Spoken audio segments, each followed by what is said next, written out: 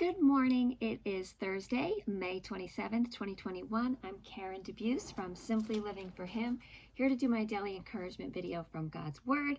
I hope that these videos bless you in some way. If they do, let me know. Subscribe to the YouTube channel, share them with a friend. Join us in our Simply Living for Him online women's community. And today I wanted to just talk about some mind-blowing facts about God. So we're studying, as I've been talking about a lot lately, the creation account in our online women's Bible study over in my community. And you can join us at any time. Just let me know. You can join. It's not too late and it's free. But I just wanted to point out some things that I've been learning this week. So we've been going through the creation account, and this week we're looking at God creating the birds and the sea creatures. And I don't know about you, but most of the time you go through this creation account, and unless you're really digging in, you just read it as, okay, God created the birds and God created the sea creatures.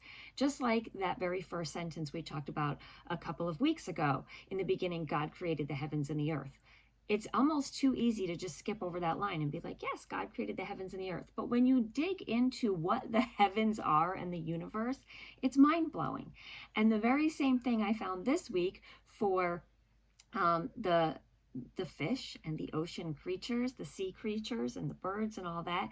So it says here in Genesis 1, starting in verse 20, "Then God said, 'Let the waters teem with swarms of living creatures, and let birds fly above the earth in the open expanse of the heavens.'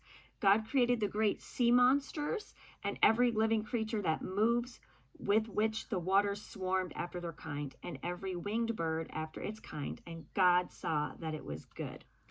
And so I look at that sentence, and it's very easy to just read past it and be like, yes, God created the ocean and the fish and all of that. And I'm going to explain to you in just a minute what that truly means and why this is so important. Number one, it gives you such an insight into God's character and who he is. You know, we can very easily read the creation account and be like, on the first day he did this, and on the second day he did that. And then we have our great universe and our great earth. But when you dig in and really see what it means and what he did, you get an insight into how big he is, how powerful he is, how majestic he is, and how sovereign he is, and the detail and the precision and the order that he does things. And then when we look at our own lives, it brings so much more comfort to know this is the God we serve, the God that created the vast universe, which I talked a few weeks ago about how that is just immensely more than in the beginning God created the heavens and the earth. But when you think about that, and then you combine it now with God creating these creatures in the sea, and God creating, all of these living beings, it is so immense to think about. And so it shows you how big and great and mighty our God is. And then it also shows you, this is the God that I serve. So when you have things going on in your life, you remember who it is that you serve. It's funny here in this verse how it says, let the waters teem with sea creatures. That word teem, growing up with an Italian mom from New Jersey, I always remember when it was pouring rain, she would use that word. She'd say, it's teeming out. And so I understand that teem means like it's not just raining, it is pouring, it is flooding rain, it is that downpour kind of rain. So then of course, I look at this and I realize, well, it's the sea creatures aren't just filling the oceans, they're teeming. And I want to tell you what it says here. I found some really interesting facts because I was looking this up. All right, so when we say that the waters are teeming, the ocean is home to nearly 95% of all life on Earth. Did you know that? So think about that. Our ocean that God created with all these sea creatures, we have 6 billion people in the earth. And then you multiply that by all the insects and things, I think, which is like bazillions, right? Like when you really think about the animals, the insects, all the things on land, that number, I don't know what it is, but I know it's in the billions. And now it's saying that 95% of life actually goes on in the ocean, That is crazy. So it says anything that lives on land is just a small minority of what actually is living on this earth. That is crazy to me. Okay, so right there, that shows you that this line, let the waters teem with sea creatures, this is far bigger than we actually realize. That's why it's so important to dig in and be like, what does that actually mean? It says that there is enough gold in the ocean for each of us to have 9 pounds of it. There's 20 million tons of gold dispersed throughout the oceans. I better go learn how to dive, right? That's kind of interesting. There's a sheet of ice larger than the continental United States that is in the Antarctic area there, bigger than the United States, that's in the ocean. It also says here the largest mountain range is underwater. So the largest mountain range on all the earth is in the ocean. And hear this, it is 10 times longer than the Andes Mountains. And the Andes Mountains are 4,300 miles long.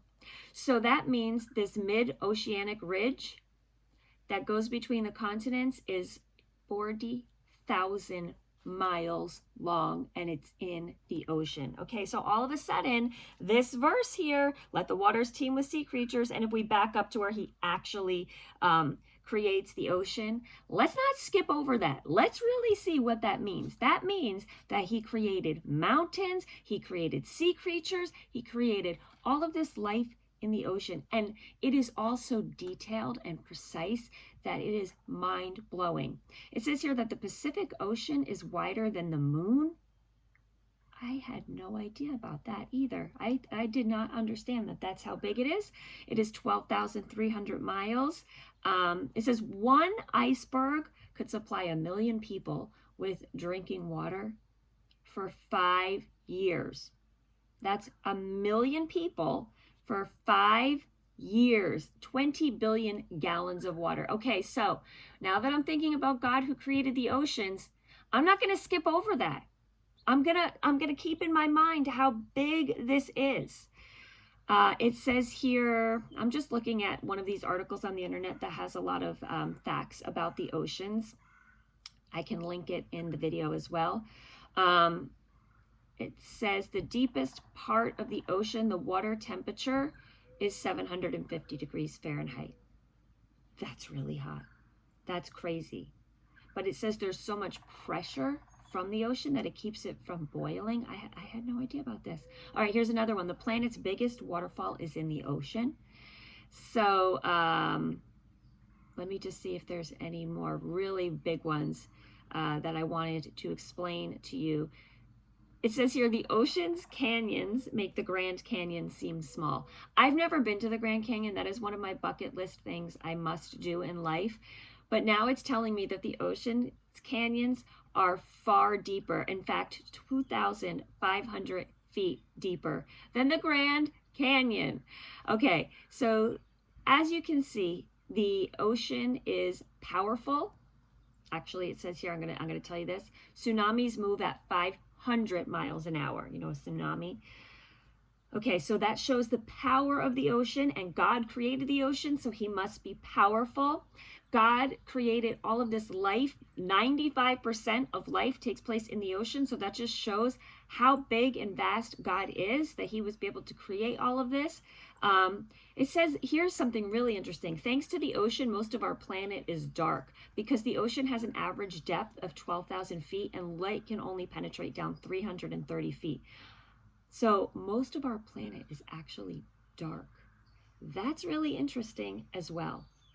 The world's largest living structure is in the ocean. That's the Great Barrier Reef, which is 133,000, ready for this, square miles big. There are 3 million shipwrecks in the ocean. That's just a little extra thing there. Okay, so anyway, I'm going to leave it at that.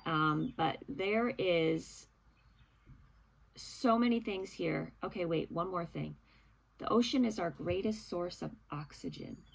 And I read that to you because oxygen gives us life, and I think that's really cool. So God has created the ocean for a purpose. He has created it far bigger than we could ever imagine. So when you're in your daily life, it is so important. I've been doing this lately just to wake up in the morning and think about how big our God is. And reading things like this is fun as like facts, but it's more than that. It's to change you when you're reading, let the waters teem with sea creatures, or where it says here, let me back it up to verse 7. God separated the waters which were below the expanse from the waters, and the expanse, and which were above the expanse. Let the waters below the heavens be gathered into one place. Okay, so when you read let the waters below be gathered into one place, and you think about what's in those waters, it changes everything how you read these verses. So I encourage you, think about how big our God is. Study these things, these scientific things, because they all relate to God. And then remember, in your everyday life, if God is holding stars in the sky, if God is in control of these waters teeming with sea creatures and these great powerful waters that go down so deep, and how huge and big they are, and they all have a purpose, surely he can handle anything in your life today. So I hope that encourages you. If it does, let me know. Share this video with a friend, and I'll see you next time. Until then, I wish you all the blessings and joy in Jesus today.